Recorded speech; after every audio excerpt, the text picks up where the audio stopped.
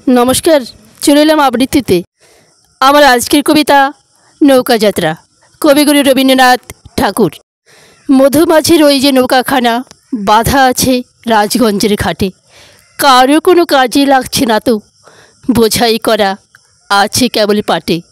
আমায় যদি দেয় তারা নৌকাটি, আমি তবে 100টা তার আটি।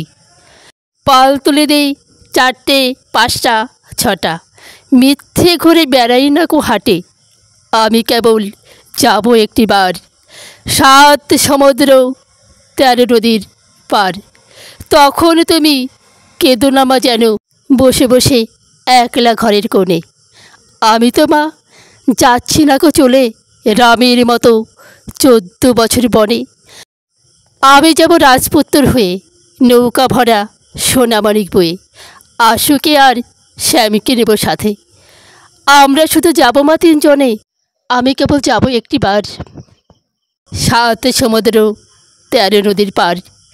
ভোরের বেলা দেব নৌকা ছেড়ে, দেখতে দেখতে কোথায় যাব ভেসে।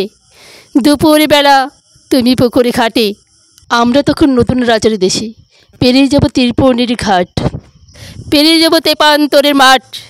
ফিরে আসতে সন্ধে হয়ে যাবে, গল্প বলবো তোমার কোলে এসে।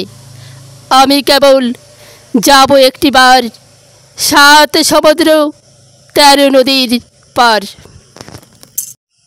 আমার কবিতা আবৃত্তি ভালো লাগলে অবশ্যই ভিডিওতে একটা লাইক করবেন এবং আমার পাশে থেকে চ্যানেলটাকে অবশ্যই সাবস্ক্রাইব করবেন।